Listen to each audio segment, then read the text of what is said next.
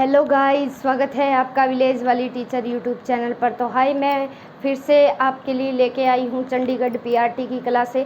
काफ़ी दिनों से हमारी क्लासेस बंद थी, रीज़न आपको पता ही होगा, लेकिन कोई बात नहीं। हम स्टार्ट करते हैं चंडीगढ़ पीआरटी के लिए जो टीचिंग एप्टीट्यूड है और जो आईसीटी की क्लासेस हमने शुरू की थी उनको हम आगे लेके जाएंगे। हम शिक्षण के बारे में, ठीक है, प्रशिक्षण के बारे में, अनुदेशन के बारे में पढ़ चुके थे। आज हम उसी से आगे की बातें डिस्कशन करने वाले हैं। तो चलिए स्टार्ट करते हैं। तो शैक्षिक उद्देश्यों के आधार पर जो टीचिंग है, जो एजुकेशनल हमारे जो पर्पज़ है, उसको कितने भागों में बांटा गया है, ये बात की जा रही है। यहाँ से काफ़ी क्वेश्चन उठते हैं, सबसे ज़्यादा क्वेश्चन यहीं से पूछे जाते हैं। और एक जो समर्थी स्तर पढ़ेंगे, मेमोरी लेवल, वहाँ से काफ़ी क्वेश्चन पूछे जाते हैं। तो चलिए स्टार्ट करते हैं, डिटेल में जानेंगे हर एक चीज़ को। जो एजुकेशनल जो पर्पज़ है, हमारे जो टीचिंग है वो कितने प्रकार की है, ठीक है। वो शिक्षण जो है वो 3 प्रकार का है, याद रखना। नंबर 1 ज्ञानात्मक, ज्ञानात्मक यानी कोग्निटिव, और इसको देने वाले कौन है भाई? BS Bloom. याद रखना, इसको देने वाले बीएस ब्लूम है। और इनकी जो पुस्तक थी, इनकी पुस्तक क्या है? उसका नाम है शैक्षिक उद्देश्यों का वर्गीकरण, ब्लूम टैक्सोनॉमी के नाम से भी इनकी जो बुक है उनको जाना जाता है। और जो ये ज्ञानात्मक उद्देश्य दिया था, इन्होंने कब दिया था? ये दिया था 1954 में दिया था। कब दिया था ये याद रखना, ठीक है। हालांकि यहाँ से क्वेश्चन नहीं पूछे जाते कि कब दिया था। दूसरा जो पर्पज़ है वो क्या है? भावात्मक है, यानी हम एजुकेशन का हमारा क्या पर्पज़ है? हम 3 बच्चों में क्या है, 3 एस्पेक्ट क्रिएट करना चाहते हैं। ज्ञानात्मक, किसी भी चीज़ का ज्ञान देना। डिटेल में बीएस ब्लूम के बारे में भी पढ़ेंगे। 6 पर्पज़ दिए थे इन्होंने। पहला लेवल बताया था ज्ञान, जो बिल्कुल लो लेवल है, उसके बारे में भी जानेंगे। दूसरा बताया भावात्मक, भावात्मक देने वाले थे कर्थवाल और मसीहा। कौन थे भाई?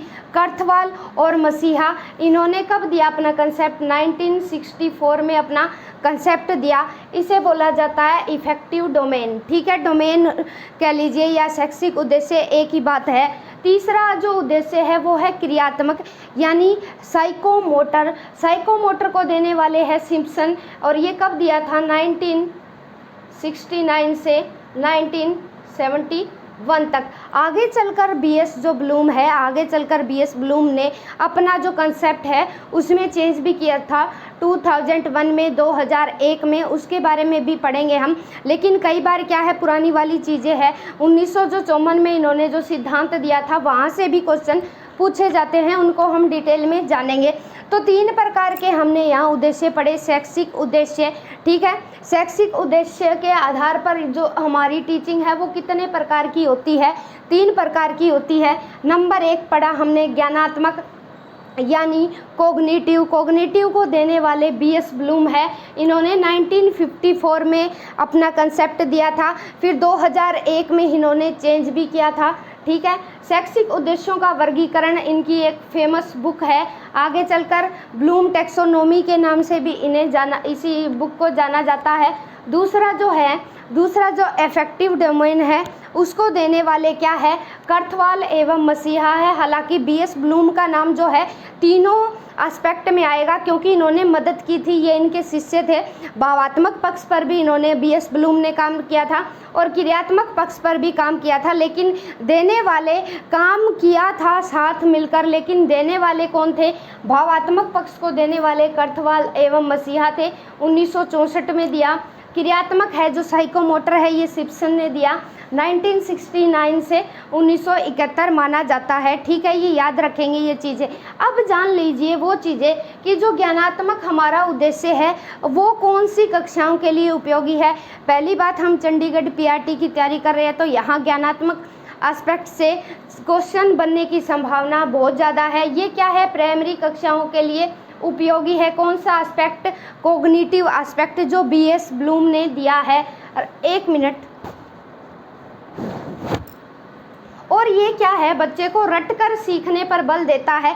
बिल्कुल छोटी बच्चों के लिए उपयोगी है। तो बिल्कुल छोटे बच्चे क्या है, किसी भी चीज़ को समझ के याद नहीं रख सकते, क्योंकि उनका जो मेंटल लेवल है वो इस तरह का नहीं होता कि वो हर चीज़ को समझ के, अवबोध करके, अंडरस्टैंडिंग करके याद रख सके। शुरू में बच्चे क्या है, रटना सीखते हैं।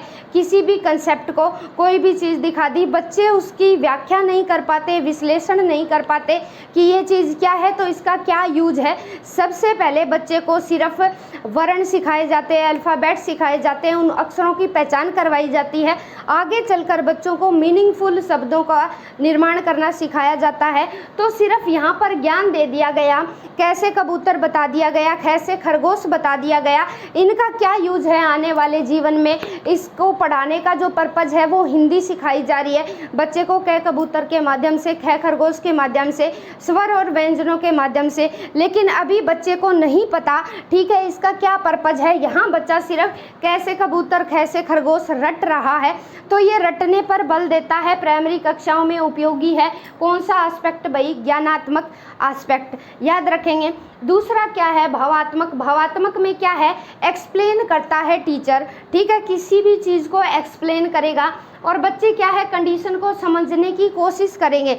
समझने लगता है, ये नहीं कि पूरी की पूरी तरह से बच्चे की कंडीशन जो है समझ में आने लगी, समझने लगता है। सोचने विचारने की प्रक्रिया क्या है, बच्चे में शुरू हो जाती है। यानी क्या है, थोड़ा थोड़ा उसका मेंटल लेवल काम करने लग जाता है, बच्चे की भावनाएं काम करनी शुरू कर देती है, या मानसिक क्रिया संचालित हो जाती है। अच्छे बुरे की थोड़ी थोड़ी पहचान, ये नहीं कि बिल्कुल बच्चा मैच्योर हो गया, तो थोड़ी थोड़ी चीज़ें यहाँ बच्चे की समझ में आनी शुरू हो जाती है। भावात्मक में याद रखना, ये चीज़ें एक्सप्लेन करना ऐसे दे देगा कि कोई भी बच्चा है, टीचर एक्सप्लेनेशन दे रहा है तो बच्चा उसे समझने की कोशिश कर रहा है। तो बताइए, ये शैक्षिक उद्देश्यों के वर्गीकरण में जो टीचिंग है उसका कौन से एस्पेक्ट से जुड़ेगा, तो भावात्मक एस्पेक्ट से जुड़ेगा, को इफेक्टिव एस्पेक्ट से जुड़ेगा। क्या बताया, एक्सप्लेन करेगा, ठीक है। बच्चे को अब व्याख्या समझ में आने लगेगी, धीरे धीरे परिस्थिति को समझने लगता है, सोचना विचारना शुरू कर देता है, मानसिक क्रिया संचालित होती है।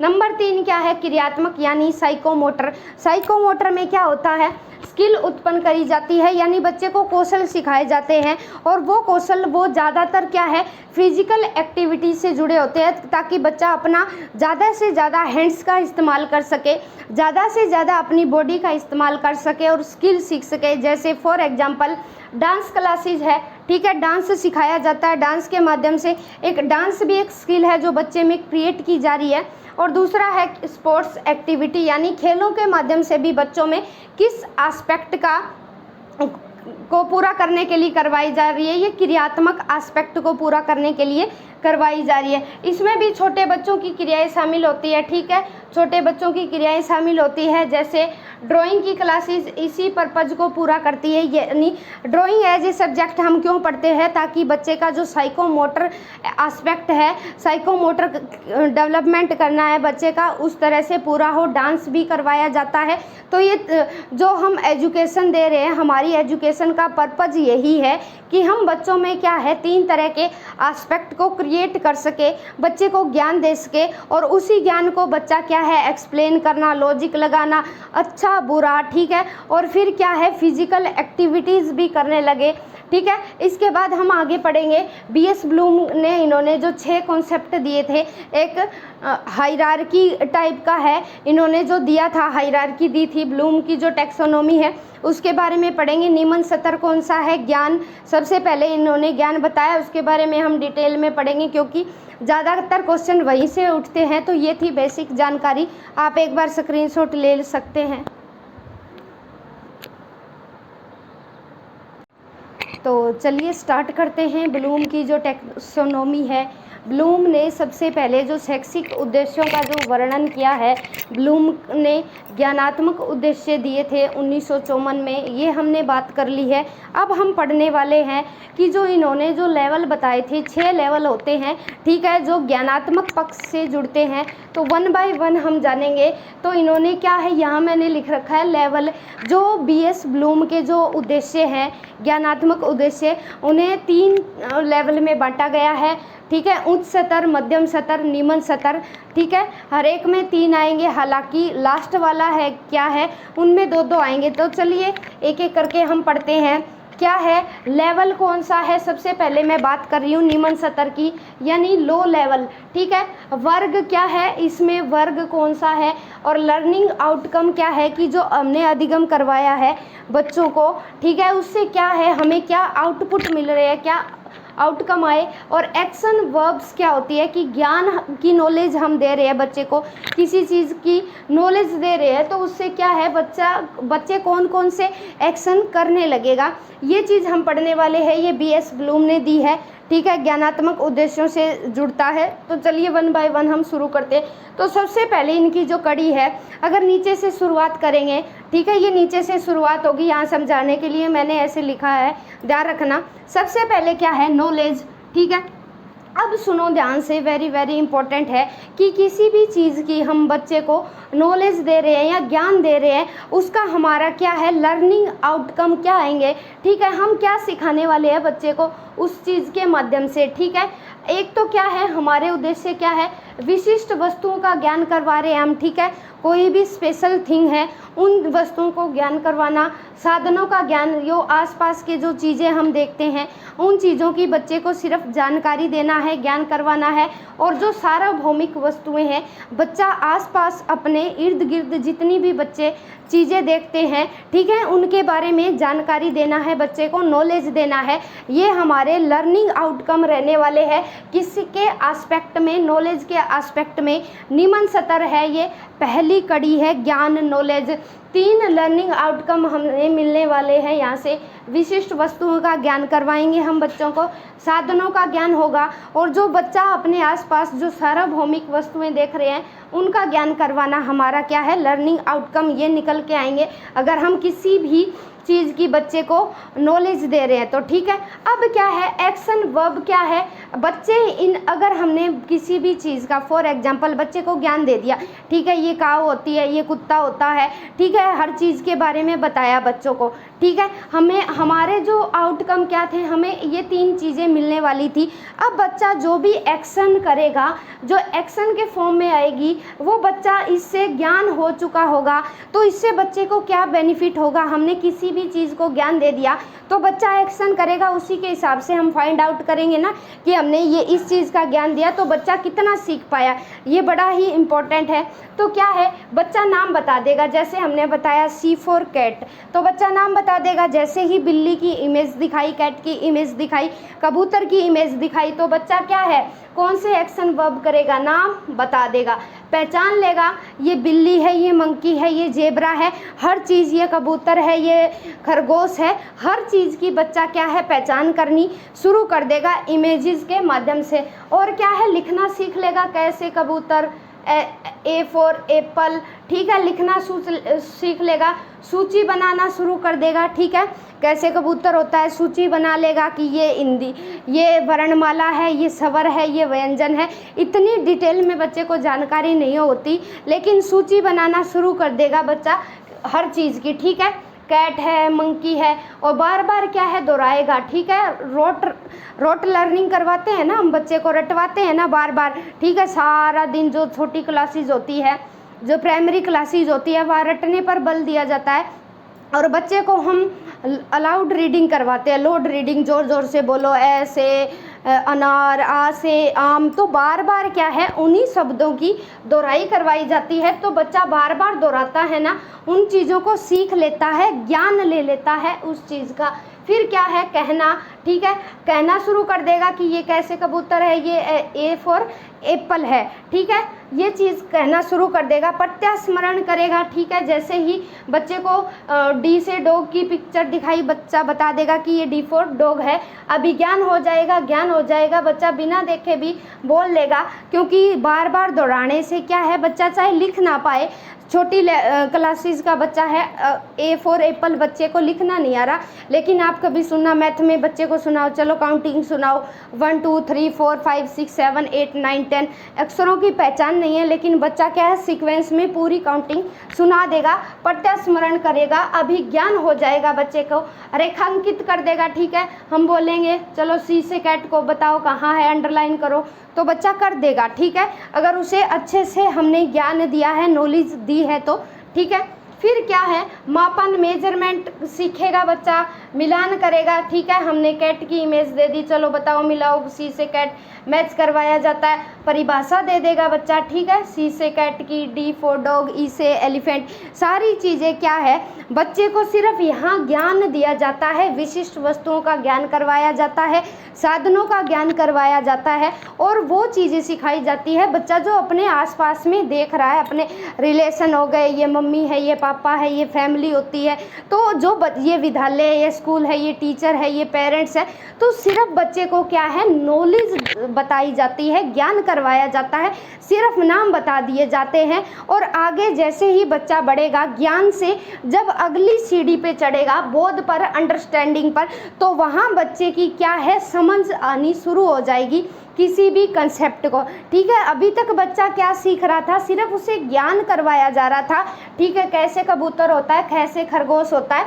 अब इतना बच्चे को नहीं पता है कि खरगोश की क्या वैल्यू है, कैट की क्या वैल्यू है, मंकी की क्या वैल्यू है, बस बच्चे ने आइडेंटिफाई कर दिया कि ये कैट है, ये मंकी है, ये एलिफेंट है, जैसे ही बच्चे के सामने इमेज आती है, तो सिर्फ हमने क्या है, निम्न लेवल पर बच्चे को ज्ञान दे दिया, नाम की पहचान करवा दी, इससे बच्चे में कौन कौन से एक्शंस क्रिएट हुए, एक बार फिर से देख लो, नाम बता देगा, पहचान कर लेगा, लिखना लिख देगा, SNR लिख देगा, आ से आम लिख देगा, सूची बना देगा, दोहराएगा, बार बार कह भी देगा उस वर्ड को, प्रत्यास्मरण, फिर से अगर बार बार हम पूछेंगे, ठीक है, फिर से रिकॉल कर लेगा, ज्ञान हो जाएगा, विज्ञान भी हो जाएगा, रेखांकित कर देगा, अंडरलाइन कर देगा, मापन हो जाएगा, मिलाना, परिभाषा देना, तो ये सारी चीज़ें किस में आ गई भाई, नॉलेज वाले कैडर में आ गई, ध्यान रखना, ठीक है। अब ऐसे क्वेश्चन पूछने का तरीका बदल चुका है कि बताइए BS ब्लूम की बुक का क्या नाम है, ब्लूम्स टैक्सोनॉमी, कब इन्होंने चेंज किया था, क्या दिया था,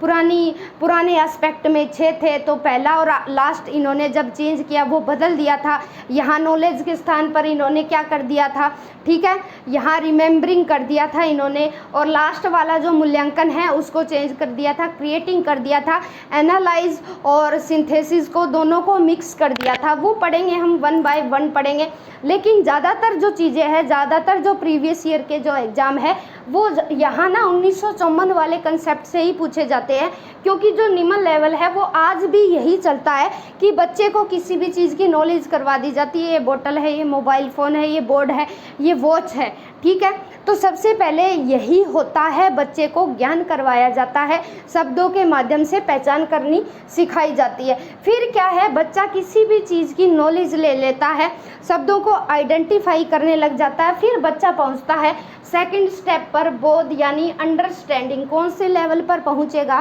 बोध यानी अंडरस्टैंडिंग। अब यहाँ बच्चा क्या करेगा, हमें लर्निंग आउटकम कौन कौन से मिलेंगे, तो ध्यान से देखो, अनुवाद कर लेगा, अनुवाद कैसे करेगा, ए फॉर एप्पल, ठीक है, अनुवाद कर दिया, बच्चे ने व्याख्या कर दी, ठीक है, जैसे हिंदी के शब्दों, इंग्लिश के शब्दों की हिंदी बना दी, तो बच्चे ने क्या कर दिया, ट्रांसलेट कर दिया, व्याख्या भी कर देगा और बाह्य गणना शुरू कर देगा, ठीक है। बच्चे को जैसे ही टॉफियाँ मिली, तो बच्चे को काउंटिंग आती थी, तो बच्चे को 4 टॉफियाँ मिली तो वो गिन के बताएगा। बाहरी जीवन से भी अगर बच्चे में समझ क्रिएट हो गई है, अब क्योंकि बच्चा अंडरस्टैंडिंग लेवल पर स्टैंड कर रहा है, सेकंड लेवल पर आ चुका है, वो स्टेप पर, लेवल नहीं कहेंगे, बोध अंडरस्टैंडिंग सीढ़ी पर आ चुका है। अब वो अनुवाद भी कर देगा, ट्रांसलेट कर देगा, हिंदी टू इंग्लिश, ठीक है। कैट मीन्स बिल्ली, अब वो बताने लगेगा। मंकी मीन्स बंदर, ठीक है। Zebra means zebra, ice cream means kulfi.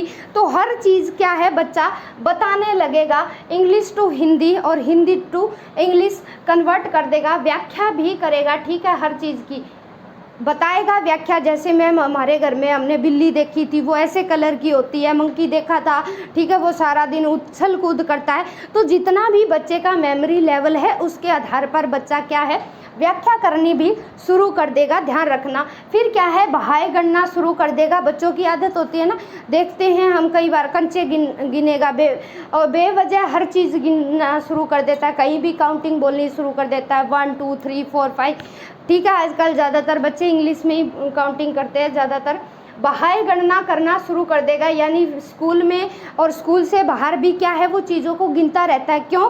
क्योंकि अब वो क्या है अंडरस्टैंडिंग लेवल पर है, अब वो नॉलेज से बाहर आ गया है, उसे बोध है हर चीज़ का। उसे 5 पेन दिया जाए या 5 टॉफ़ियाँ दिए जाए तो बच्चे को बोलो कि काउंट करे, और जो अंडरस्टैंडिंग लेवल का जो बच्चा है वो इजीली काउंट कर लेगा, ठीक है, क्योंकि उसे अब समझ हो चुकी है। और इसके माध्यम से क्या है जो एक्शन वर्ब आएगी, ठीक है, एक्शन वर्ब कौन कौन सी आएगी बच्चा क्या है व्याख्या कर लेगा, आसानी से कर लेगा, एक्सप्लेन कर देगा, ठीक है, सारांश बता देगा सभी का। पूरा जो मैम ने बताया था उसका क्या हिस्सा था, ठीक है। कोई भी चैप्टर पढ़ाया, जैसे मैम ने कछुए वाली स्टोरी सुनाई, ठीक है, कछुए वाली स्टोरी सुनाई कि कछुआ आगे निकल गया, खरगोश की चाल तेज़ होते हुए भी खरगोश पीछे रह गया। तो बच्चा क्या है वहाँ पूरे का, चाहे पूरी स्टोरी बच्चे को समझ नहीं आई, क्यों? क्योंकि बच्चे का मेमोरी लेवल इतना नहीं है कि सारी स्टोरी को समझ ले। लेकिन मैम ने जो बताया उसका बताने का सारे का अंश बता देगा कि उस कहानी में क्या है, एक खरगोश था, एक चूहा था, एक खरगोश था और एक कछुआ था, और कछुआ क्या है लास्ट में जीत गया। पूरे का अंश बता देगा, डिटेल में नहीं आएगी वो चीज़, ठीक है, डिटेल नहीं बता पाएगा, लेकिन पूरे का अंश बता देगा कि मैम आपने ऐसे ऐसे बताया। क्या है फिर क्या है अंतर कर लेगा, ठीक है, अंतर भी कर लेगा। पक्षी अलग होते हैं, ठीक है, पक्षी वो होते हैं जो उड़ते हैं, जानवर अलग होते हैं, हर चीज़ में अंतर करेगा। क्यों? क्योंकि वो अंडरस्टैंडिंग लेवल पर है। फिर क्या है उदाहरण भी दे देगा, पुनः लिखेगा उन चीज़ों को, ठीक है, फिर से लिखना शुरू कर देगा, सामान्यीकरण कर लेगा, ठीक है, कि जानवर अलग होते हैं, हर चीज़ का क्या है, डॉग है कैट है, वो दोनों ही क्या है एनिमल है, उनका लेकिन पर्पज़ अलग है, सामान्यीकरण कर लेगा, नॉर्मलाइजेशन कर लेगा। फिर क्या है कन्वर्ट कर लेगा, अभी बताया अनुवाद कर लेगा हिंदी टू इंग्लिश और इंग्लिश टू हिंदी कर लेगा। अनुमान भी लगा लेगा, ठीक है, अनुमान भी लगाएगा कि जैसे ही उसने वाइट कलर की कैट देख रखी थी अपनी बुक में, जैसे ही ब्लैक कलर की दिखेगी तो क्या है बच्चे को अनुमान लगेगा कि हाँ ये लग तो रही है कैट जैसी, लेकिन इसका कलर क्या है थोड़ा सा अलग है, हो सकता है ये भी कैट ही हो। अनुमान लगाना शुरू कर देगा बच्चा, ठीक है। संकेत है, संकेतों के माध्यम से भी बच्चा क्या है पता कर लेगा, वर्गीकरण कर देगा बच्चे, औचित्य सिद्ध कर देगा, ठीक है, कि किसी भी चीज़ का क्या औचित्य है, प्रतिनिधित्व करेगा और अपने शब्दों में उस चीज़ को बताने की कोशिश करेगा। बिल्कुल बच्चे ने अगर कोई चीज़ समझ ली है तो वो हर चीज़ क्या है हमें पता है डायरेक्ट स्पीच से इनडायरेक्ट स्पीच में हो जाती है, ठीक है। हर किसी का बताने का क्या है अपने शब्दों में बताने का एक अलग ही स्टैंडर्ड होता है। कोई भी किसी बात को अलग अलग वे में कहता है तो वो अपने शब्दों में बताएगा, ठीक है। मैम ने जैसे स्टोरी सुनाई थी कछुए और खरगोश की, तो बच्चा अपने शब्दों में बताएगा, चाहे उसे कोई सी लैंग्वेज आती है, मदर टंग आती है या कोई भी लैंग्वेज आती है, तो बच्चा क्या है उस चीज़ को अपने शब्दों में बताएगा। तो दो हमने जाना, नॉलेज दे दी हमने, उसमें एक्शन वर्ब कौन कौन सी आएगी, ध्यान रखना यहाँ से काफ़ी क्वेश्चन पूछे जाते हैं। और लर्निंग आउटकम हर एक में 3 रहने वाले हैं। अंडरस्टैंडिंग में अनुवाद करेगा बच्चा, ट्रांसलेट करेगा, एक्सप्लेन करेगा और बाह्य रूप से गणना शुरू कर देगा, ठीक है। और ये चीज़ें क्या है इसमें आएगी, एक बार आप स्क्रीनशॉट ले लीजिए। फिर क्या है व्याख्या कर देगा, सारे का अंश बता देगा, अंतर है, एग्जाम्पल है, दोबारा लिखना, सामान्यीकरण, कन्वर्ट करना, अनुमान लगाना, संकेत देना, वर्गीकरण, संकेत। अब बच्चे को संकेत दे दिया, ये बता दिया, ठीक है, ये सिंबल लिख के दे दिया, तो अब बच्चा बता देगा ये फॉर एलिफेंट है। अब ये आ लिख के दे दिया, संकेत दे दिया हमने, तो बच्चे को पूछा बताओ ये क्या है, तो बच्चा बता देगा ये आ से आम है, ठीक है। यानी संकेत हमने लिखा तो बच्चा क्या है उसको बता देगा, वर्गीकरण भी कर देगा, औचित्य भी सिद्ध कर देगा, प्रतिनिधित्व भी करेगा और अपने शब्दों में बता पाएगा, ठीक है। तो निम्न लेवल में तीसरी चीज़ आती है कि बच्चे ने जो चीज़ें सीखी है उसको अब दैनिक जीवन में अप्लाई भी तो करेगा, प्रयोग भी करेगा उस चीज़ का। जैसे फॉर एग्जांपल इससे लर्निंग आउटकम क्या आएंगे कि बच्चा अपने ज्ञान को जो भी सीखा है, जो भी बच्चे को नॉलेज हुई है, जो भी अंडरस्टैंडिंग की है बच्चे की, जो भी किसी भी कंसेप्ट पे अंडरस्टैंडिंग बनी है, बच्चा किस चीज़ को गलत समझ रहा है, किस चीज़ को सही समझ रहा है, जो भी उसकी अंडरस्टैंडिंग बनी है, बोध हुआ है, अवबोध हुआ है, उसके हिसाब से बच्चा क्या है उस ज्ञान को अप्लाई करेगा, प्रयोग करेगा। और उससे क्या होगा, क्या लर्निंग आउटकम आएंगे, नियमों में व सिद्धांतों को लागू करना, यानी जो बच्चे ने रूल्स और जो प्रिंसिपल सीखे थे उनको क्या है अप्लाई करेगा, पाठ्य पुस्तकों का उपयोग करेगा। बिल्कुल अब पाठ्य पुस्तकों का उपयोग करना शुरू कर देगा बच्चा, क्योंकि यहाँ से अब बच्चा आगे बढ़ गया निदान।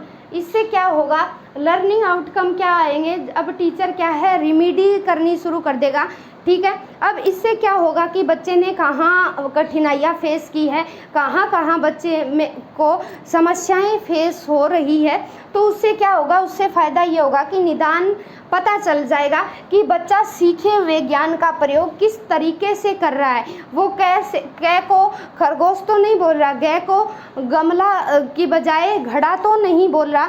तो ये तभी पता चलेगा जब बच्चा क्या है उसके पास जो नॉलेज थी, जो अंडरस्टैंडिंग थी, बच्चा उसको किस हिसाब से क्या है यूज़ कर रहा है अपने दैनिक जीवन में, तभी पता चलेगा ना।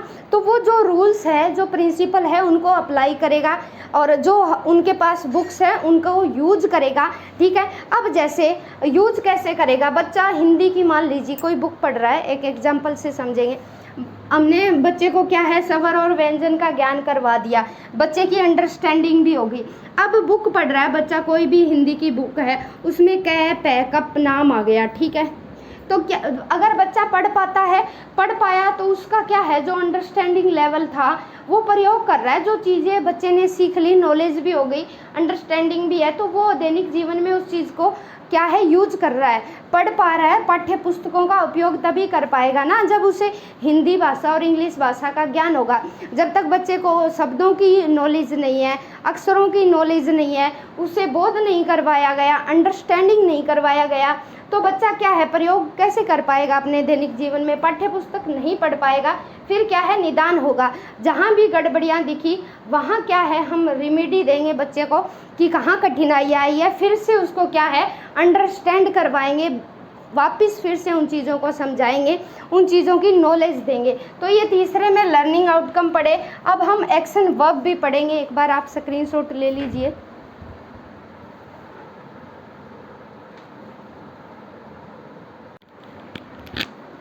तो चलिए स्टार्ट करते हैं। हमने पढ़ लिया था निम्न लेवल में बीएस ब्लूम ने 3 तरह की चीज़ें बताई।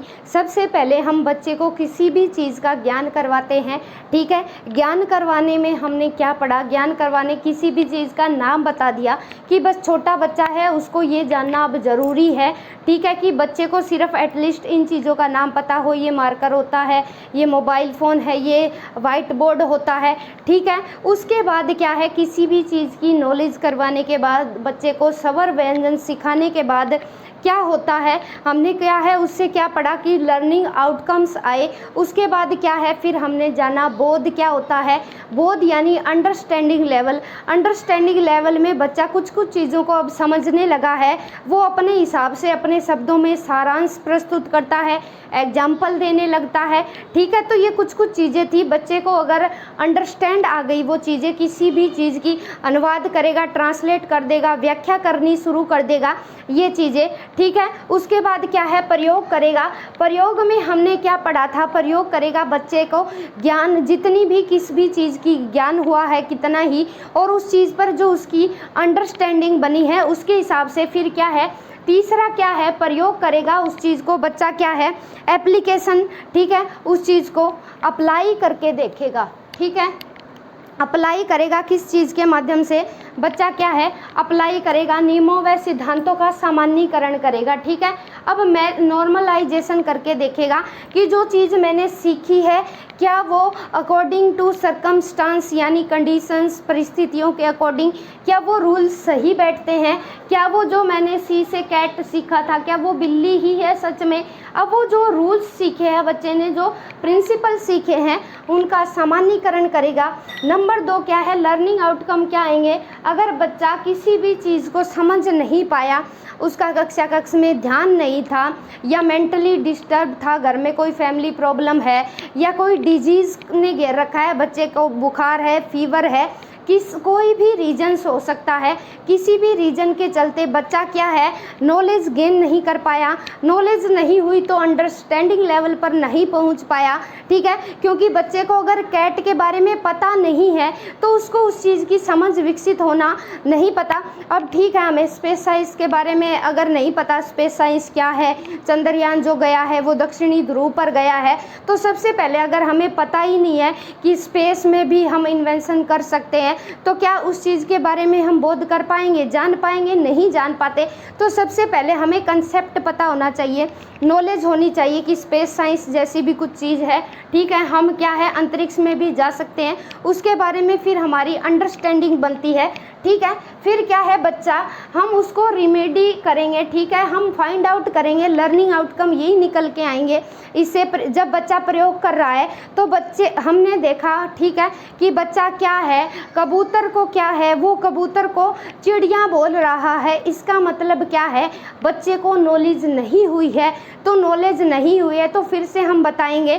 ठीक है, अगर बच्चा फिर क्या है इमेज को देखकर भी पहचान नहीं कर पा रहा किसी भी चीज़ की, तो हम समझेंगे कि बच्चे को अंडरस्टैंडिंग भी नहीं हुई है, उस चीज़ की समझ भी नहीं है।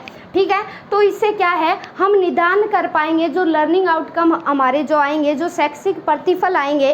ठीक है, कि बच्चे का हमारा उद्देश्य था बच्चे का सार्वभौमिक विकास करना, लेकिन हम क्या है बच्चे को किसी भी कारणवश, कोई भी रीजन हो सकता है, बच्चा समझ नहीं पाया, ज्ञान नहीं ले पाया, तो वहाँ क्या है हमें रिमेडी करने में आसान होगी। हम बच्चे को आइडेंटिफाई करेंगे कि ये रीजन थे, उसकी वजह से बच्चा ज्ञान और अंडरस्टैंडिंग नहीं कर पाया।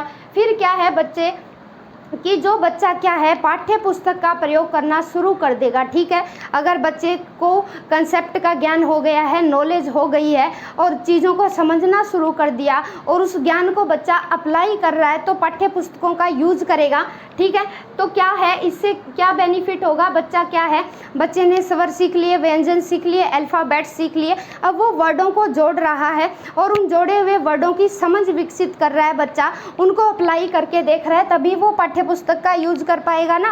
अब क्या है एक्शन वर्ब कौन कौन सी होगी, बच्चे क्या है इसमें चयन कर पाएंगे, चूज कर पाएंगे। ठीक है, जो भी चीज़ें दिखेगी बच्चा उसको चूज कर लेगा, छांट लेगा। एक ही बात है चयन करना, छांटना, निर्माण करना, वो खुद के कंसेप्ट ठीक है रूल्स का निर्माण हो जाएगा। क्योंकि क्या है नियमों व सिद्धांतों का वो सामान्यीकरण करके देख रहा है, गणना भी कर लेगा, प्रदर्शन भी कर देगा। ठीक है, प्रदर्शन है जैसे कबूतर देखा है बच्चे ने या खरगोश देखा है, उसके जैसा बच्चे को जैसी ही इमेज दिखी वो क्या है डेमोस्ट्रेशन मेथड से, चार्ट के माध्यम से बच्चा क्या है उन चीज़ को प्रदर्शित करना शुरू कर देगा। बिल्ली की आवाज़ निकाल देगा मियाऊं मियाऊं करके, रचना भी कर सकता है बच्चा, खोज शुरू हो जाएगी, तैयारी है, परिवर्तित है और भविष्यवाणी है। तो जो एक्शन वर्ब के फॉर्म में आएगी, जो हमारे जो लर्निंग आउटकम थे, ये 3 चीज़ें निकल के आने वाली थी। उससे बच्चे में हम क्या किस तरह का विकास कर पाए, क्या है बच्चा खुद से चयन करना सीख गया, छांटना सीख गया, निर्माण कर रहा है, खुद बच्चा बैठकर गणना कर रहा है, प्रदर्शन कर रहा है, रचना कर रहा है, खोज रहा है कोई भी चीज़, तैयारी कर रहा है बच्चा। ठीक है, परिवर्तित कर देगा और भविष्यवाणी है, ये एक्शन वर्ब के फॉर्म में सामने आएगी जब बच्चा अपने सीखे हुए ज्ञान को अंडरस्टैंडिंग करके, बोध को समझकर जब वो अप्लाई कर रहा है अपने सीखे हुए ज्ञान को, तो ये एक्शन वर्ब निकल के आएगी। आई होप आपको चीज़ें समझ में आ रही होगी। ठीक है। नेक्स्ट लेवल है मध्यम लेवल यानी मीडियम स्तर। जब मीडियम स्तर पर पहुंचता है बच्चा ज्ञानात्मक एस्पेक्ट के जो बीएस ब्लूम द्वारा प्रतिपादित है, ठीक है, वहाँ क्या है, फिर नंबर 4 की बात करूँ मैं, वहाँ फिर क्या है, विश्लेषण सिखाया जाता है बच्चे को एनालाइज करके। जैसे फॉर एग्जाम्पल हम बच्चे को पार्ट्स ऑफ द बॉडी सिखाते हैं ना, ठीक है, पार्ट्स ऑफ द बॉडी सिखा रहे हैं हम, तो हर चीज़ को तोड़ तोड़ के सिखाई जाती है ना। ये नहीं कि एक तरह ही बच्चे को बता दी ये हमारी बॉडी है, ऐसे नहीं सिखाया जाता। प्रयोग करने के बाद बच्चे को हर चीज़ तोड़ तोड़ के सिखाई जाती है। ये हमारा थंब है, ये हमारे फिंगर है, ये हमारे नेल्स है, लिप्स है, हर चीज़ को बारीकी से, हर एलिमेंट्स को तोड़ तोड़ के बताया जाता है ताकि बच्चा क्या है, इजीली अंडरस्टैंड कर पाए। एकदम से बच्चे को चीज़ें समझ में नहीं आती। चौथे लेवल पर जब बच्चा पहुंचता है, हर चीज़ को क्या है, हर एलिमेंट का विश्लेषण किया जाता है, यानी छोटे से छोटा रूप करके बच्चे को सिखाया जाता है, ठीक है। फिर क्या है, संबंधों का विश्लेषण किया जाता है। इसी तरह अब बच्चा क्या था, बच्चे को पता था कि मेरी फैमिली है, उसमें मम्मी है, पापा है, ये चीज़ तो पता थी, लेकिन अब और भी कितने मेंबर्स हैं, संबंधों का विश्लेषण करके बताया जाता है। मम्मी है, पापा है, बुआ जी है, ठीक है, हर चीज़ को बारीकी से छोटे रूप से बच्चे के सामने प्रेजेंट किया जाता है और व्यवस्थित सिद्धांतों का विश्लेषण किया जाता है, यानी जो सिस्टमैटिक प्रिंसिपल थे उनको छोटे छोटे लेवल में बांटकर बच्चे को सिखाया जाता है हर चीज़। यह नहीं कि एकदम से ही बच्चे को पूरा चैप्टर पढ़ा दिया, ऐसे नहीं होगा। एक दिन क्या है, पीके टेस्टिंग की जाएगी, बच्चे का पूरा ज्ञान लिया जाएगा। जैसे फॉर एग्जांपल सोने की चिड़िया भारत के बारे में हम बता रहे हैं, तो बच्चे से पूछेंगे भारत के बारे में आप क्या जानते हैं, क्या कभी आपने यात्रा की है, भ्रमण किया है, कहाँ कहाँ गए हो, आपको क्या चीज़ अच्छी लगती है। फिर बच्चे को जितनी भी पीके टेस्टिंग करने के बाद बच्चे को पूरा ज्ञान है, उसके बाद हम आगे पढ़ेंगे, बच्चे को कनेक्टेड करके दैनिक जीवन से फिर आगे बढ़ेंगे। ये नहीं कि एक दिन में ही पूरा पाठ बता दिया बच्चे को और बच्चे को ना नॉलेज हुई ना अंडरस्टैंडिंग हुई और दोनों ही चीज़ें नहीं हुई तो बच्चा दैनिक जीवन में वो चीज़ें अप्लाई नहीं कर पाया। तो इसीलिए पार्ट्स में छोटे छोटे टुकड़ों में सिखाया जाता है चौथे स्तर पर, ठीक है, चौथा जो स्टेप है, चौथे वर्ग पर, चौथी क्लास पर, ठीक है। तत्वों का विश्लेषण किया जाता है, संबंधों का विश्लेषण किया जाता है और जो सिस्टमैटिक सिद्धांत है उनको छोटे छोटे रूप में बांटकर बच्चे को सिखाया जाता है। अब ये तो रहे हमारे लर्निंग आउटकम, और बच्चे क्या क्या एक्शन करने लगेंगे जब इस लेवल पर होंगे, मध्यम लेवल पर, ठीक है। क्या करेंगे, पृथकीकरण, ठीक है, क्या है, बच्चे अलग अलग चीज़ों को करना सीख जाएंगे, ठीक है। जैसे मैंने पार्ट्स ऑफ बॉडी का एग्जांपल दिया, बच्चे को पहचान होगी कि ये हमारी फिंगर है, ये थंब है, ठीक है, ये हमारी पाम है, हथेली है, हर चीज़ की, ये हमारे हेयर है, हेड है। बच्चे क्या है, छोटे छोटे रूप में हमने बांट दिया किसी भी चीज़ को, बच्चा वहाँ अलग अलग चीज़ों को, ठीक है, अलगाव से समझ पाए, पृथकीकरण कर पाए, ठीक है। फिर क्या है, उदाहरण देना, उदाहरण भी दे देंगे बच्चे, जैसे फिंगर्स का क्या यूज है और हेयर का क्या यूज है, हेड का क्या यूज है, आइज़ का क्या यूज है। तो बच्चे क्या है, यहाँ एग्जाम्पल भी दे पाते हैं। एक पीछे भी आया था एग्जाम्पल, उसमें भी दे पाते थे बच्चे जब अंडरस्टैंड हुआ था बच्चे को, ठीक है। वहाँ भी दो चीज़ों में आया है, विश्लेषण में भी उदाहरण आया है और अंडरस्टैंडिंग लेवल पर भी उदाहरण आया है। ये याद रखेंगे। संकेत भी आया, अभी रिपीट हो चुका है, ये दोबारा आया, संकेत कर पा रहा है बच्चा, ठीक है। संकेतों के माध्यम से, अब ऐसे है, हम ऐसे करते हैं, चिल करते हैं, तो ये चीज़ें क्या है, बच्चे अपने पार्ट्स ऑफ बॉडी के माध्यम से क्या है, सिंबल्स के, संकेतों के माध्यम से भी अपना क्या है, एक्शन कर सकते हैं, संबंध जान सकते हैं। विश्लेषण का बता ही दिया, छोटी से छोटे रूप में कन्वर्ट करके पहचान सकते हैं, विभेदीकरण कर सकते हैं, बिल्कुल विभेद कर सकते हैं। हर चीज़ का जो है अलग पर्पज़ है, उंगलियों का अलग पर्पज़ है, हैंड का अलग पर्पज़ है, ठीक है, नी का अलग पर्पज़ है। हर चीज़ का क्या है, बच्चे विभेद कर पाते हैं, डिस्क्रिमिनेशन कर पाते हैं कि हर चीज़ का क्या है, अलग अलग यूज है, अलग अलग एस्पेक्ट है। ठीक है। एक बार फिर देखो, आलोचना भी कर सकते हैं यहाँ बच्चा, ठीक है। आलोचना क्यों करेंगे? क्योंकि उसने छोटे छोटे एस्पेक्ट को बारीकी से समझ लिया है, रटा नहीं है एलिमेंट को, छोटे छोटे चीज़ों में तोड़ के बच्चे ने समझ लिया, तो वो उसको क्रिटिसाइज भी करेगा, आलोचना भी कर देगा। अब हो गई, ठीक है, छोटे छोटे टुकड़ों में बांट कर पढ़ लिया, कौन से लेवल पर? मध्यम लेवल पर, मीडियम लेवल पर। उसके बाद बात करते हैं हम संश्लेषण। ये भी क्या है? मध्यम लेवल का ही है। संश्लेषण में क्या है? सिंथेसाइज किया जाता है, जो भी चीज़ें बच्चे ने छोटे छोटे टुकड़ों में बांटकर पढ़ी थी, अब एक तरह से उसको पूरी बॉडी दे दी, ठीक है। सारे छोटे छोटे टुकड़ों को इकट्ठा करके बच्चों को सिखाया जाता है। उससे क्या बेनिफिट होगा? उससे क्या लर्निंग आउटकम आएंगे? अद्भुत संप्रेषण करेगा बच्चा, ठीक है, कि जो कम्युनिकेशन है वो अच्छी हो जाएगी, ये उसका लर्निंग आउटकम आएगा। योजना भी बना लेगा बच्चा, ठीक है। अमूर्त संबंध खोजना शुरू कर देगा, ठीक है, यानी जो चीज़ें हैं आपस में इंटरकनेक्टेड कैसे है, वो दिखने में तो हमें दिख रही है आपस में जुड़ी हुई, लेकिन अंदर से उसकी क्या फंक्शनिंग है, अमूर्त एब्स्ट्रैक्ट थिंकिंग बच्चे की यहाँ शुरू हो जाएगी। कब? जब संश्लेषण वाली ले वर्ग में होगा बच्चा, ठीक है। अद्भुत संप्रेषण होगा, योजना बना लेगा, प्लानिंग करेगा, अमूर्त संबंध खोजना शुरू कर देगा, ठीक है। यानी जो फिंगर है, ठीक है, हम खड़े हैं लेकिन फिर भी फिंगर हमारी हिल रही है, तो इसके पीछे क्या लॉजिक हो सकता है? थंब हमारा हिल रहा है लेकिन हम नहीं हिल रहे, हाथ हिला रहे हैं लेकिन बाकी दूसरा हाथ नहीं हिल रहा, यानी इनके पीछे कौन सा कोऑर्डिनेशन है? हम बोल रहे हैं लेकिन खड़े हैं, बाकी बॉडी हमारी कुछ भी नहीं हिल रही, तो आपस में ये किस तरह से इंटरकनेक्टेड है? क्या चीज़ हमारी बॉडी को कंट्रोल करके रखती है? ब्रेन है, उस चीज़ के बारे में, ठीक है, अमूर्त संबंध खोजना शुरू कर देंगे। यानी माइंड से ही सारी एक्टिविटीज़ जुड़ी हुई है, ब्रेन ही एक ऐसा पार्ट है जो हर चीज़ की हमारी जो एक्शंस है उनको कंट्रोल करता है, ठीक है। योजना बनाना हो गया, अद्भुत संप्रेषण हो गया। अब आ जाइए, इससे एक्शन वर्ब क्या है? बच्चा क्या क्या सीखेगा? योग करना, यानी जोड़ना सीखेगा।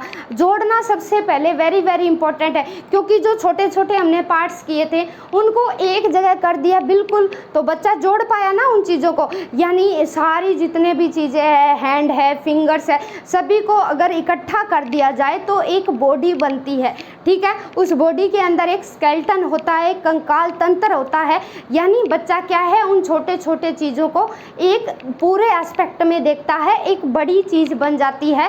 योग करना सीख लेता है, पुनर्व्याख्या कर देगा, बिल्कुल पुनर्व्याख्या कर देगा। छोटी छोटी चीज़ को इकट्ठा कर दिया तो फिर से उसको बता दिया, दोबारा से पुनर्व्याख्या कर देगा, सारांश दे देगा, बिल्कुल सारांश दे देगा। पूरा जो छोटे छोटे टुकड़े को डिटेल में पढ़ लिया, फिर उसके बारे में बताने में क्या है, इजीली सारांश दिया जा सकता है। फिर क्या है, मिला देगा, मिला दिया, बिल्कुल जो सारी चीज़ें जो बिखरी हुई थी पार्ट्स ऑफ द बॉडी उनको एक जगह इकट्ठा कर दिया, मिल गई चीज़ें, ठीक है। नेक्स्ट है पुनः लिखना, पुनः लिख देगा, बिल्कुल। फिर क्या है, सृजन। इससे क्या है, बच्चा नया क्रिएट कर पा रहा है, नया सृजन कर पा रहा है, ठीक है। क्यों? छोटे छोटे टुकड़ों को फिर से वापस जोड़ना, तो बच्चे यहाँ क्या सीख रहे हैं, क्रिएटिंग सीख रहे हैं, नया क्रिएट करना सीख चुके हैं बच्चे। विभाजित करना भी सीख गया, ठीक है, कि यानी जो छोटे छोटे टुकड़े थे अगर वापस से उनको तोड़ना हो तो हम इस माध्यम से तोड़ सकते हैं जिस तरह से हमने इकट्ठा किया था, ठीक है। फिर क्या है, प्रारूप तैयार कर देंगे, एक ऐसी रूपरेखा। अब कोई भी चीज़ को तोड़ना हो, ठीक है, अगर पानी को तोड़ना हो तो 2 हाइड्रोजन और 1 ऑक्सीजन, अब इस तरह से बच्चे तोड़ सकते हैं कि 2 हाइड्रोजन के अणु होते हैं, 1 ऑक्सीजन का अणु होता है, उनको मिला दिया जाए तो पानी होता है, और फिर से उनको विभाजित करना बच्चे के लिए ईजी होता है। तो दोनों चीज़ें सीख रहा है बच्चा, विश्लेषण में तोड़ना भी चीज़ों को और जोड़ना भी, क्योंकि उसने छोटे छोटे चीज़ों को पहले अणु से परमाणु बनाया, छोटी छोटी चीज़ों से बड़ी चीज़ें बनाई है, और वापस से फिर अगर उनको तोड़ना है तो बच्चे के लिए इजी होती है वो चीज़। वर्णन कर देगा, बिल्कुल जैसे जैसे उसने जोड़ा है वैसे ही वर्णन कर देगा, एक्सप्लेन कर देगा, संगठित कर देगा, यानी इकट्ठा तो कर ही देगा, बिल्कुल जो चीज़ें टूटी हुई है उनको फिर से जोड़ दिया, इकट्ठा हो गया, ठीक है। अब फिर से देख लीजिए, सबसे पहले क्या है, छोटे छोटे पार्ट्स में सिखाया जाता है बच्चे को हर चीज़ में इकट्ठा। वेजिटेबल्स नेम, ये वेजिटेबल होती है, फिर फ्रूट्स नेम, फिर एनिमल्स नेम, ठीक है। एनिमल्स नेम में भी अलग अलग जानवरों के नाम बताए जाते हैं। तो सारी चीज़ें क्या है, बच्चे को पहले छोटे पार्ट्स में बताई जाती है, फिर क्या है एक बड़े पार्ट में उनको फिर से इंटरकनेक्टेड कर दिया जाता है, उनका कोऑर्डिनेशन स्थापित कर दिया जाता है। यहाँ हमने पढ़ा योग हो जाएगा, पुनर्व्याख्या हो जाएगी, सारांश दे देगा, मिला देगा, पुनः लिखना, सृजन, विभाजन, प्रारूप तैयार करना, वर्णन करना, संगठित करना। तो ये सारी चीज़ें संश्लेषण की प्रोसेस में आ जाएगी। और ये बात ध्यान रखना, उदाहरण देना और संकेत है, ये दोनों चीज़ें क्या है, ये दोनों चीज़ें फिर से उसमें आ गई अंडरस्टैंडिंग में, ठीक है।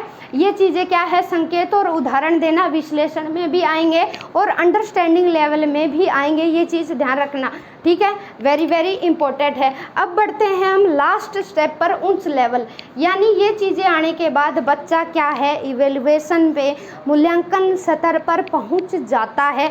यहाँ क्या करते हैं हमने कि बच्चा इन स्टेप से गुजरा, इन वर्ग से गुजरा, बच्चे ने ज्ञान भी ले लिया, अंडरस्टैंडिंग भी बन गई बच्चे की, फिर उसको प्रयोग भी करके देख लिया, एनालाइज किया, सिंथेसाइज किया, फिर क्या है लास्ट में बच्चे का मूल्यांकन किया जाता है कि जो लर्निंग आउटकम्स आए उसके माध्यम से बच्चे का क्या सर्वांगीण विकास हुआ, क्या बच्चा सीख पाया, जो हमारे जो लर्निंग आउटकम्स थे उससे क्या फ़ायदा होता है। इवेल्युएशन में क्या होता है, इवेल्युएशन दो तरीके से होता है, एक लर्निंग आउटकम्स के जो है ना दो तरीके, एक आंतरिक साक्षियों द्वारा निर्णय लिया जाता है। अब एक टीचर है, मैथ का कोई टीचर है, उसने मैथ पढ़ाया, उसने टेस्ट ले लिया, बच्चे ने अच्छे नंबर अचीव किए, तो टीचर की दृष्टि में वो बच्चा इंटेलिजेंट है, आती है उसे चीज़ें, टेबल आते हैं, मल्टीप्लाई है, डिवाइड है, हर चीज़ कर सकता है, अलजेब्रा है, हर चीज़ बच्चा इजीली कर सकता है, ठीक है। तो ये तो आंतरिक साक्षी हो गए, जो गवाह थे,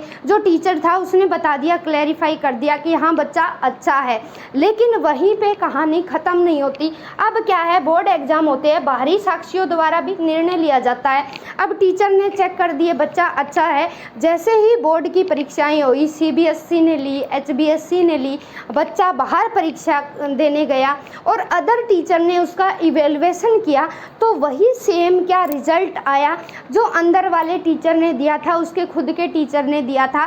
तो दोनों तरीके के इवेल्युएशन करने के बाद बच्चे का जो वास्तविक विकास हुआ उसी को इवेल्युएट किया जाता है। एक तो खुद के टीचर ने किया और एक जो बाहर जो बच्चा बोर्ड की परीक्षाएं देकर आया है उस टीचर ने किया। तो दोनों में क्या सेम सिमिलर रिजल्ट रहा, सिमिलर, बच्चे ने A+ अचीव किया, 100 में से 100 नंबर लेके आया। तो बच्चे का जो इवेल्युएशन है बाहर के साक्षियों द्वारा और जो बाहरी है और जो अंदर के जो साक्षी है उसके द्वारा दोनों ही चीज़ें सही है। बच्चे का इवेल्युएशन है वो अच्छे से हुआ है, बच्चे जो हम चाहते थे वो बच्चा सीख चुका है। अब इससे क्या होगा, एक्शन वर्ब कौन सी आएगी, निष्कर्ष निकाल लेंगे कि बच्चे ने क्या सीखा है, कंक्लूजन कर देंगे, ठीक है, कहाँ कमियां आई है।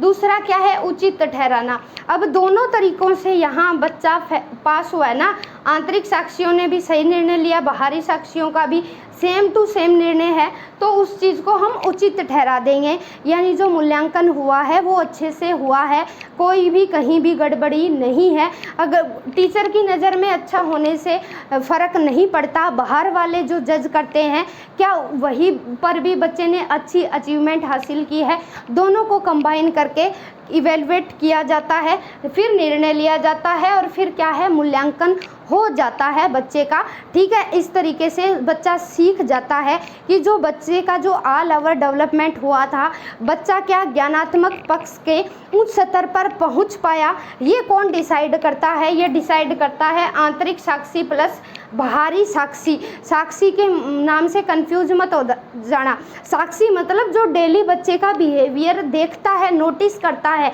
वो आंतरिक होता है स्कूल टीचर, चाहे वो प्रिंसिपल है या सब्जेक्ट टीचर है। और बाहरी साक्षी वो होता है जिसने बच्चे को पर्सनली नहीं देखा, बच्चे को पर्सनली वो नहीं जानता, लेकिन बच्चे ने अच्छा कर रखा है, जो चीज़ पूछी गई है बच्चे ने सटीक सुंदर अच्छा उत्तर दे रखा है, जो चीज़ पूछी गई है है, ठीक है, लेकिन पर्सनली नहीं जानता। पर्सनली अगर बच्चे को जानता है तो वहाँ गड़बड़ियाँ होने के चांसेस होते हैं, क्योंकि उसके दिमाग में बैठी हुई है कि बच्चा अच्छा है तो वो इसी के हिसाब से नंबर लगाता है। अब अच्छा है, ये दोनों मिलकर, आंतरिक और बाहरी जो साक्षी है वो दोनों मिलकर बच्चे का इवेल्युएशन करते हैं, मूल्यांकन करते हैं, फिर ही एक उचित निर्णय लिया जाता है कि बच्चा क्या है, वो ज्ञानात्मक पक्ष का जो लेवल है उसमें पूरी तरह से सफल हुआ है, ठीक है। तो ये थे बीएस ब्लूम द्वारा ब्लूम ऑफ टेक्सोनोमी में जो 1954 में इन्होंने एस्पेक्ट दिए थे ज्ञानात्मक पक्ष के। इसमें 6 लेवल पढ़े हमने, 6 लेवल, और जो चेंज किए थे जो 2001 में, उसके बारे में भी पढ़ेंगे हम। बाकी 4 तो सेम है, लेकिन पहले और लास्ट में इन्होंने क्या है, इनको चेंज किया है, उसके बारे में भी मैं बता दूंगी, ठीक है। पहले को ज्ञान की जगह इन्होंने रिमेम्बरिंग रखा, और जो दूसरा लास्ट वाला है सिंथेसाइज और जो एनालिसिस है ना, इनको मिला दिया, दोनों को कंबाइन कर दिया कि छोटे छोटे को तोड़ के फिर इकट्ठा बता दो बच्चे को, ठीक है। फिर क्या है, इवेल्युएशन की जगह अगर बच्चे का इवेल्युएशन हो गया तो वहाँ बच्चा क्या है, क्रिएट करना सीख गया। बच्चा नए जो पुराने विचार थे उसके विचारों में नए विचार शामिल हो गए, बच्चा रचना करना सीख गया, क्रिएटिंग पावर बच्चे में आ गई, ज्ञान हो गया बच्चे को, ठीक है। तो ये चीज़ थी 2001 में इन्होंने क्या है, इनके जो शिष्य थे बीएस ब्लूम के, एंडरसन और कर्थवाल ने मिलकर इनके जो प्रिंसिपल है उनके सिद्धांत को चेंज किया था। हालांकि हर बार क्वेश्चन DSSB है, चाहे चंडीगढ़ है, चाहे एचटेट है, चाहे रीट है, ये जो पिछला इनका एस्पेक्ट है यहीं से क्वेश्चन देखने को मिलते हैं। नए वाले एस्पेक्ट से कम चांसेस होते हैं कि वहाँ से क्वेश्चन उठे, क्योंकि पहली कड़ी ही नॉलेज होती है, बच्चे को ज्ञान करवाना ही, सिर्फ शब्दों का ज्ञान करवाना ही, वर्णों का ज्ञान करवाना, अल्फ़ाबेट का ज्ञान करवाना ही हमारा शैक्षिक उद्देश्य होता है। टीचिंग की पहली कड़ी ही यही होती है, इसलिए पुराने वाले कंसेप्ट से क्वेश्चन पूछे जाते हैं, इसलिए मैंने आपको डिटेल में करवाया ये, ठीक है। आई होप ये चीज़ें आपको समझ में आई होगी। फिर से एक बार बताती हूँ मैं, जो बीएस ब्लूम का जो ब्लूम टेक्सोनोमी है इन्होंने क्या है 6 चरण दिए। 6 चरण में इन्होंने बताया कि सबसे पहले बच्चे को नॉलेज दो, ठीक है, सिर्फ शब्दों का ज्ञान कराओ, बच्चे को पहचान करवाओ, बच्चा नाम बताना लिखना सीख जाए, बस इतना सा ही है, बच्चे को ज्ञान करवाओ। बच्चे को ज्ञान करवाने के बाद बच्चे को अंडरस्टैंडिंग लेवल पर लेकर आओ कि बच्चे को कितनी चीज़ें बोध हुई है, क्या बच्चा अपने शब्दों में उनको बता पाता है। फिर क्या है, जो चीज़ें बच्चे को सिखाई गई उसको प्रयोग करके देखे, ठीक है, कि बच्चा किस तरीके से अप्लाई कर रहा है, किसी भी चीज़ को कब कहाँ यूज़ करना है, ठीक है, वो चीज़ें अप्लाई करके दिखाओ। फिर एनालाइसिस करो, फिर करो सिंथेसाइज करो, छोटे छोटे टुकड़ों में बांटकर फिर इकट्ठी वो चीज़ बता दो। फिर इवेलुएट करो। इवेलुएट भी 2 तरीके से किया जाता है, एक तो इंटरनल साक्षी हो गए और एक है बाहरी एक्सटर्नल साक्षी हो गए। दोनों का सेम रिजल्ट रहना चाहिए, तभी हम क्या है निर्णय ले पाएंगे कि बच्चा क्या है, बच्चा ज्ञानात्मक पक्ष के हाई लेवल पर पहुंच चुका है। तो ये थे निम्न सत्र में हमने 3 एस्पेक्ट पढ़े, नॉलेज हो गया, अंडरस्टैंडिंग हो गया और प्रयोग हो गया। और मध्यम स्तर पर हमने 2 पढ़े, संश्लेषण विश्लेषण। बाद में इन्होंने जब ब्लूम की टेक्सोनोमी थी, एंडरसन और कर्थवाल ने इन्होंने जब सुधार किया था, इन दोनों को मिला दिया गया था। फिर हमने हाई जो लेवल है, हाई लेवल है इवेल्युएशन, क्योंकि वही पता चलेगा बच्चे का असल में कि बच्चे के व्यवहार में क्या चेंज आया है।